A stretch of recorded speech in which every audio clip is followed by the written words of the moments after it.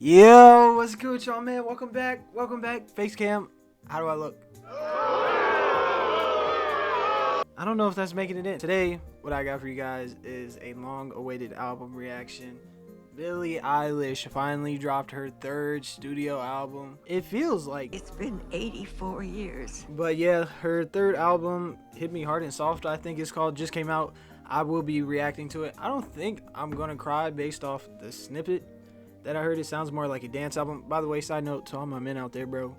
Crying, dropping a few tears is fine. It don't make you any less manly. Yeah, Billie Eilish. I love Billie Eilish. I got Happier Than Ever on vinyl. I remember a whole venture when I went with my friends to go get that. I wanted it so bad. I love that album. That took my love for her to another level. And I think she's an artist that just kind of keeps getting better. Happier Than Ever, I definitely think was better than her first album. And then she dropped 2 songs, TV and The 30th, and I think those were both better than every song off Happier Than Ever. And then she dropped the Barbie soundtrack song, What Was I Made For? And I think that's her big song on streaming right now, and I think that's probably her best song she's made. Not my favorite, but I think it's the best. I'm really excited. I'm really excited. I've been waiting for this album for so long, man. So we'll just get right into it. Oh, and Billy, I know you're watching this. Your tour tickets are very expensive. So could you do me a favor and like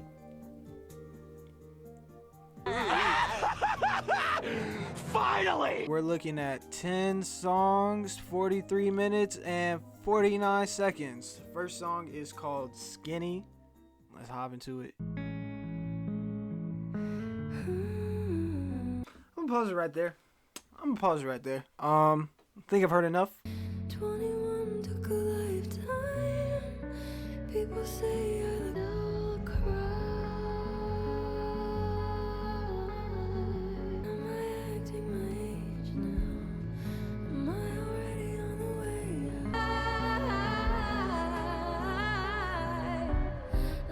Bro. So first track was really good.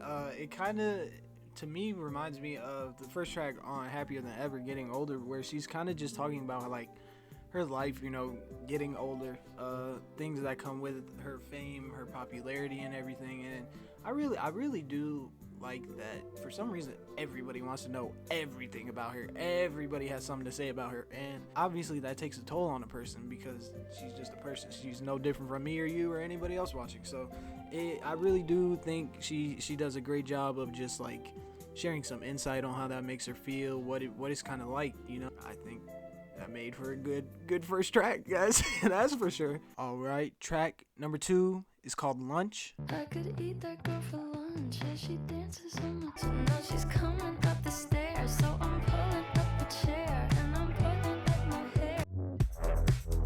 I could Whoa. Okay, Lunch was cool. I do like the instrumental choice. I do kind of want Billie on more of those instrumental, just because I feel like there's not a lot of Billie songs you can just kind of play casually. Like I feel like they do kind of have to fit a certain vibe. I do like that song I can see that song being played in Target, basically, is what I'm saying. Third song is called Chihiro. I think it's Chihiro. I think this is the song she played on like that interview she was in. It was like 10 seconds. Sounded crazy, I'm not gonna lie. to take my love. This is the song. Not today. Maybe tomorrow. Open up the door. Can you open up the door? This is the part I heard on the snippet already, but it is so good. It's just, you have to dance. Oh, man. Oh. Nah, this instrumental is crazy. The vocal layering, she's always done a great job with layering her vocals, her and Phineas, but like the bass line is crazy, and just the little things in the background, just Contemplating. Beg your pardon. There's a Number 1, great song. Number 2, the production on that song was phenomenal. Phineas was in his bag, bro. The progression, the instrumental changes, I don't even want to say changes, but developments were all great. It definitely sounded like there was some Daft Punk influence on that, but like, man, Phineas, bro, you got it. Fourth song is called Birds of a Feather. What is this like Pokemon cave music we listening to? Till I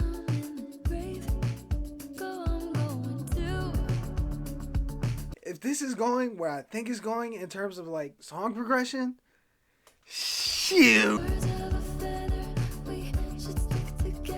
Okay, so far in terms of writing, is it basic? Maybe just a little bit, but it sounds good.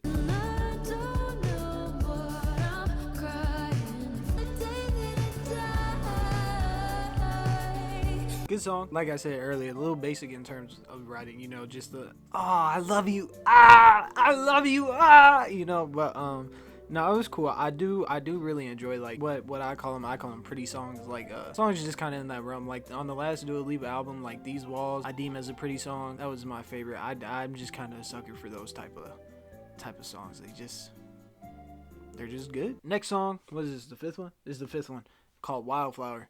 What's y'all favorite type of flower? I would have to say rose.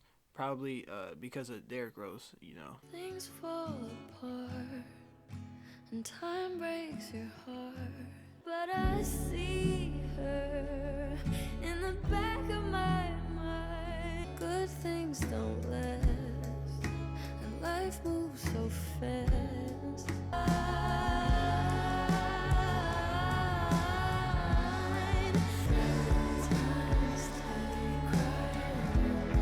Bro, Phineas, you are a demon. Yo, Wildflower was really good.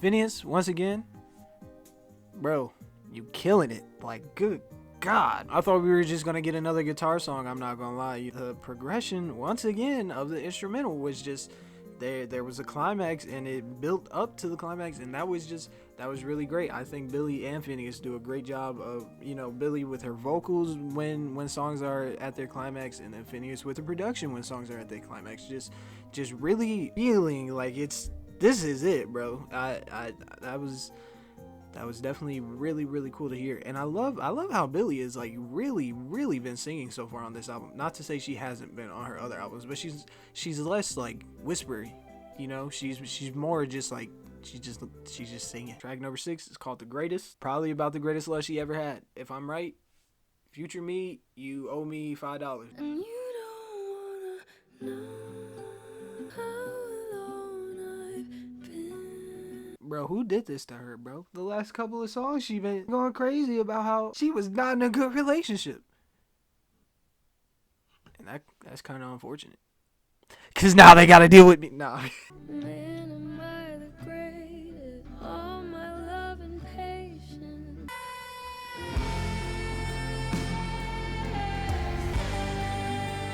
I like that a lot.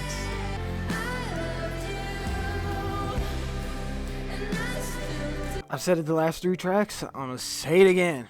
Phineas, relax. Billie, you know, talking about previous relationship where she was just sacrificing so much to make this other person happy. I think she does a really good job of just like conveying that emotion, partially due to the production. Once again, I will say, as someone who's studying psychology, Oh, bro. 7th song is in French.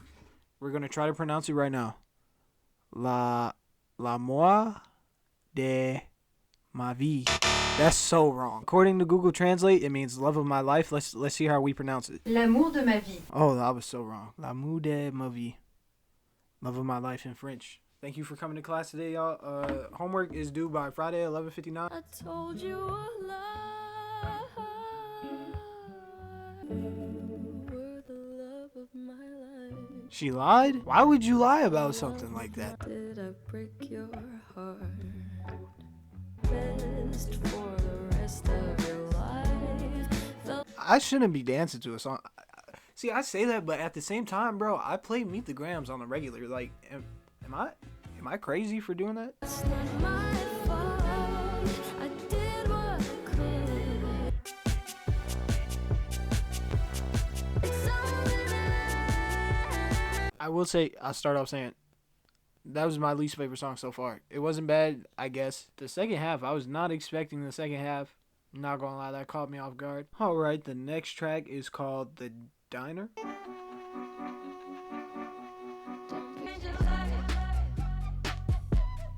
You could be my wife. I respect trying something new. However, I'm good. Next song is called Bittersweet, but it's sweet like hotel suite, like the room. That's a crazy way to start a song, but we run it back, start it again.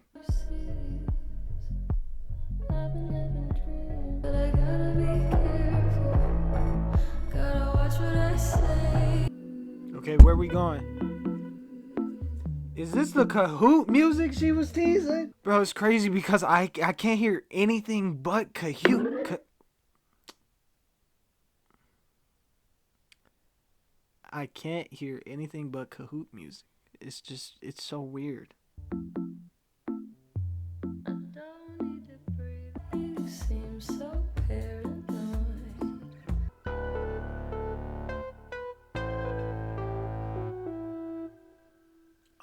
No, that could have totally transitioned. That was a good song. I think if you took off that first part and the last part, I think it could have worked as an interlude. I think it could have worked better as an interlude. One of the reasons I say that is because it's solely that Kahoot theme. I feel like the Kahoot theme was the basis, and then the song was built around that, right? Because it's the Kahoot theme, I kind of associate it with waiting, you know, like waiting for people to join. So I think an interlude or an intro track, I think that instrumental could have fit a little better, maybe. But that's just me. I mean, who knows how everybody's perceiving that. Last song, unfortunately, is called Blue.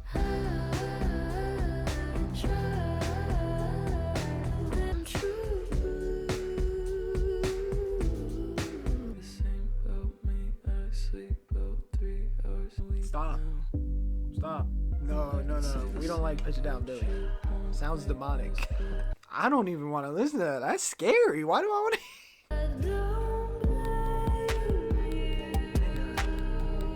Final song. That was an interesting song. I want to pull up the lyrics to that song so I like know what she was saying. Know what she was talking about, I guess. But the last little portion was cool.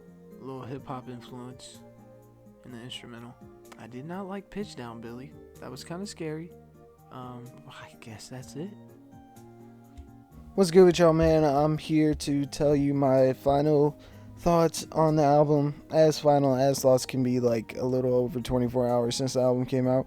But I do want to start off by saying I enjoyed this album. First, I want to start off by saying I think my expectations for this album were too high.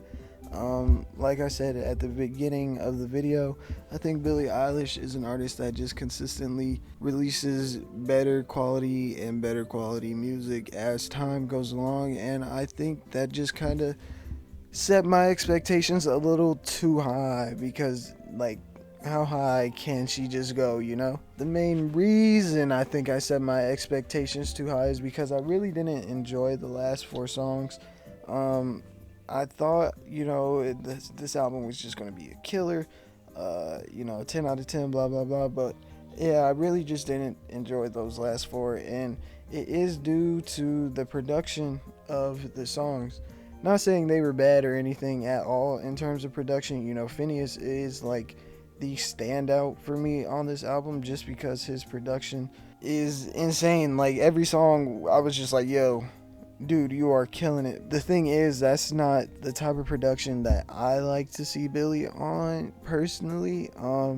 There are songs on this album where I think she does a great job. You know, the production and her kind of work hand in hand, and I do respect them for being so experimental with the production and everything. You know, that takes a lot of courage. But me personally, I like Billie on more isolated, more, I don't want to say stripped instrumentals, but in that sort of realm, you know. Like, I think TV and the 30th, one of the reasons those songs work so well is because it's really just her voice that is the main focus of those songs. And I think Phineas still did a great job on production on those songs. You know, they still sound gorgeous, but I think Billie's voice is just so euphoric. It's so angelic that should easily be the centerpiece of each song. Maybe not each and every song, because you should give Phineas some shine. Like Billie should be like, yo, Phineas, go crazy. And then she's just like humming or whatever, and Phineas is just in his bag, you know? Yeah, I do think these songs, like, due to their production being so complete and like so incredible, I think the production alone can stand by itself, you know? Like, there's so much going on almost all the time.